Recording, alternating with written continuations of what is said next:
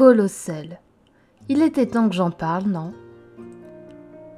C'est un jeu de rôle solo écrit et illustré par Nick Engel, ou Nick Engel, je ne sais pas très bien, et paru chez Arcane Asylum en français. En 2022, il a reçu la récompense pour le meilleur système de règles.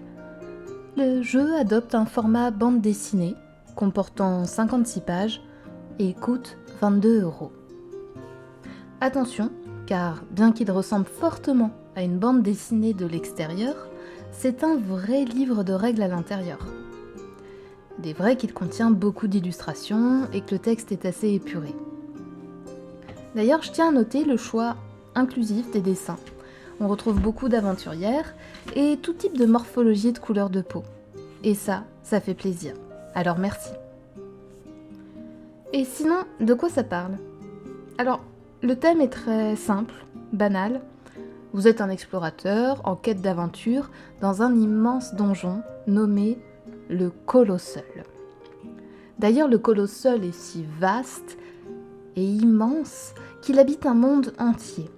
Les salles peuvent contenir des montagnes, des océans. Vous êtes né ici et vous y mourrez. Vous ne connaissez pas l'extérieur de Colossal. Vous allez affronter des beffrois. Ce sont des espèces de bâtiments, de tours bizarres et agressives. Et vous gagnerez en compétences afin de percer les mystères de Colossal. Comment ça marche ? Eh bien, Colossal se joue avec un jeu de cartes classique, 52 cartes, et ça fonctionne très très bien. Premièrement, vous allez rapidement créer un personnage. Alors, nul besoin de calcul ou de vous creuser la tête. Avec quelques cartes, vous tirerez la motivation, le caractère. Vous allez choisir la classe et son arme. Vous n'avez que 2 valeurs qui sont exploration et combat. Et ça tombe bien puisqu'il s'agit des 2 phases de jeu que vous alternerez. Au départ, vous allez explorer et puis d'un coup, vous combattrez. Et pour ce faire, Colossal comporte de nombreuses tables. Exploration, objets, événements, création de villes et de quartiers. Mais il y a aussi des règles annexes, sur les rencontres en mer, par exemple, où la météo vient impacter le combat. Le système de combat est assez simple aussi. En fait, ça fonctionne comme à la bataille. Oui, la bataille, avec les cartes, exactement. Vous piochez le nombre de cartes liées à votre valeur de combat. Vous piochez le nombre de cartes de la valeur de combat de l'ennemi, et à chaque fois, vous regardez qui a le plus grand chiffre. La couleur, elle va déterminer le type d'attaque. Pour terrasser un ennemi, il faut battre la majorité, plus de la moitié des manches, sinon, vous êtes blessé. Et si vous perdez le combat et que vous utilisez tous vos points de valeur de combat, vous êtes mort. À un moment dans le jeu, vous allez arriver au rempart de Colossal, sur les toits de cet immense monde, et là le mode de jeu changera légèrement, il évoluera, vous donnant accès à des nouvelles classes entre autres. Mais bon, vous me connaissez maintenant, alors, comme vous vous en doutez, voici un extrait de ma partie à Colossal. Bonne écoute, et on se retrouve à la fin pour que je vous donne mon avis sur ce jeu. Jour 1, exploration. Nous y voilà. J'ai quitté mon village natal où tout le monde se moque de ma monture. Je pouvais plus supporter cette ambiance lourde et oppressante. Alors quand mon père, à mon 18e anniversaire, m'a remis cette carte et cette clé, je n'ai pas hésité une seule seconde à partir à l'aventure. Ma famille possède depuis plusieurs générations le plan d'une salle de Colossal indiquant où on peut trouver des beffrois spéciaux déjà terrassés. Seulement, personne ne sait comment y aller. Il y a aussi cette clé avec une forme particulière. Je suis sûre qu'elle doit ouvrir quelque chose en lien avec les beffrois. Mais quoi ? Et où surtout ?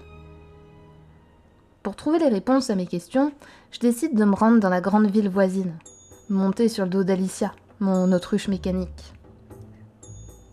La ville est immense et pleine d'activités. Là-bas, je me sens vraiment dans mon élément. Il y a de nombreux bâtiments qui sont construits à partir de pièces de beffroi et on y retrouve les meilleurs befforgerons. J'aimerais bien que l'un d'eux puisse m'aider à améliorer Alicia, mais pour l'heure, j'ai pas un seul trésor en poche. Juste de quoi vivoter. Tenez, voici un plan de la ville.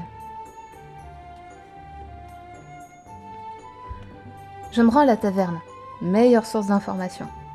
Je discute vaguement avec quelques personnes, leur posant des questions sur un lieu qui ressemblerait à ma carte. Quand finalement, une vieille femme finit par m'avouer qu'elle reconnaît cet endroit. Elle est prête à m'expliquer comment s'y rendre en échange d'un service. Et quel service! Il faut que je me rende sur l'îlot où elle habitait il y a encore quelques semaines, puisque là-bas, un beffroi terrasse les champs de culture des habitants en les retournant. Il est monté sur d'énormes roues et écrase tout sur son passage. Évidemment, j'accepte. L'îlot se situe à un jour et demi de la ville. Je décide de ne pas perdre de temps et je pars dès le lendemain matin. Jour 2.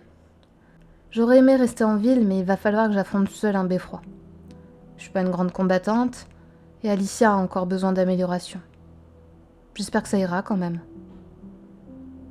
En chemin, à l'écart, au pied d'un gros saule pleureur, je tombe sur un étrange cadavre. Frémissant, je m'approche pour l'observer. C'est un homme d'âge moyen. L'odeur et l'état de décomposition me font penser que la mort n'est pas récente. J'ai du mal à en déterminer la cause et une étrange sensation s'empare de moi. Pourtant, personne ne m'observe. Enfin, je crois pas. J'utilise une patte de ma monture pour toucher le corps, n'osant pas le faire moi-même. Il ne réagit pas, évidemment. Finalement, je descends et je fouille dans ses affaires, éparpillées autour de lui. Je trouve du pain rassis, un fruit pourri et une gourde avec de l'eau de vie. C'est pas grand-chose, mais c'est la seule denrée encore utilisable. Je remonte rapidement sur Alicia et accélère le pas pour fuir cette zone sinistre. Dans l'après-midi, j'aperçois enfin la plage où gît un immense squelette.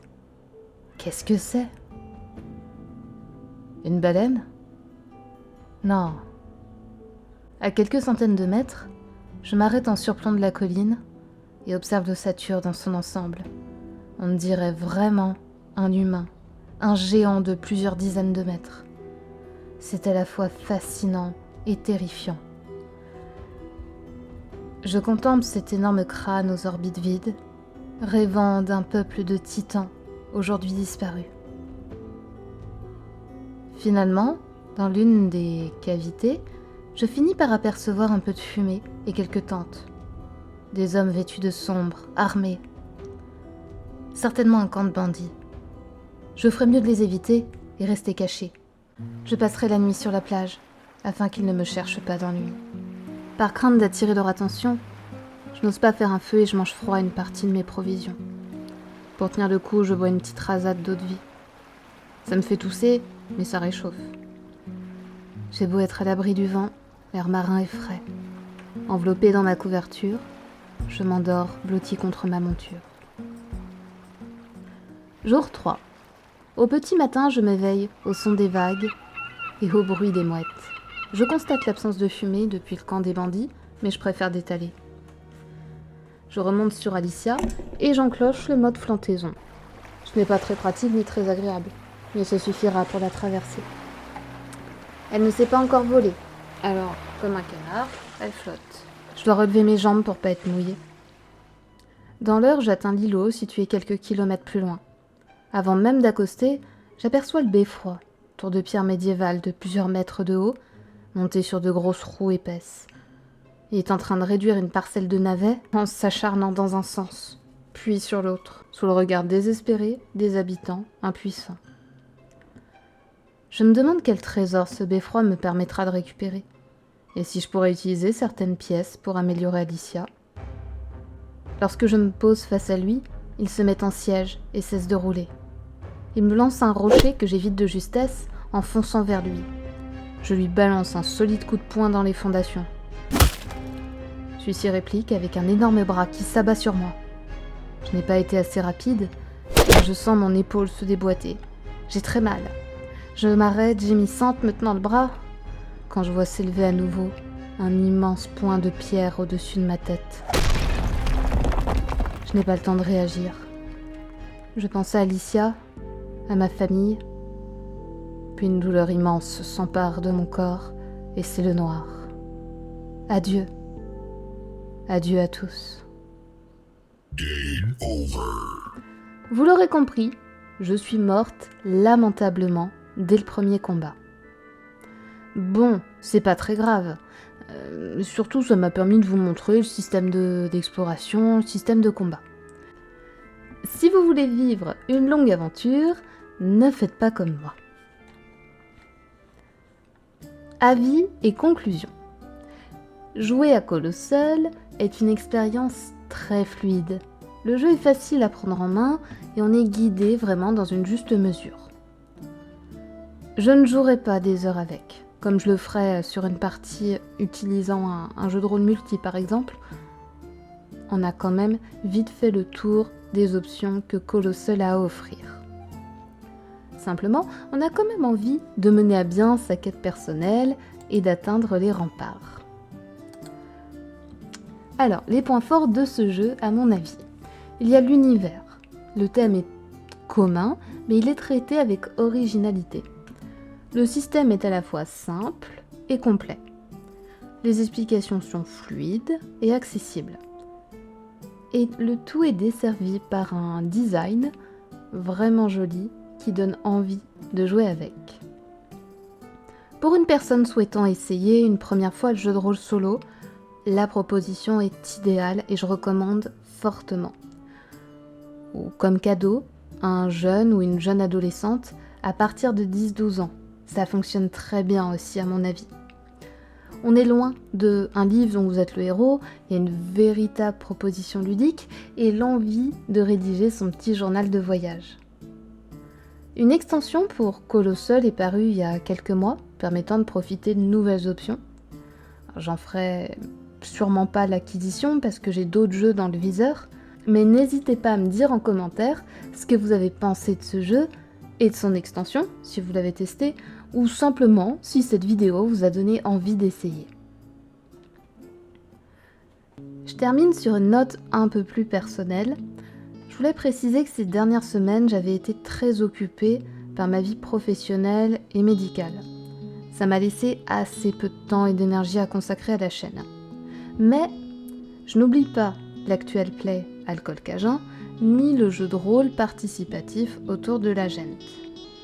J'ai aussi très envie de vous parler de plein de jeux, dont Ronin la trilogie par exemple, puis j'ai encore plein d'autres surprises à vous proposer. Alors on se retrouve bientôt pour de nouvelles vidéos. Et d'ici là, je vous souhaite d'excellentes parties de jeux de rôle.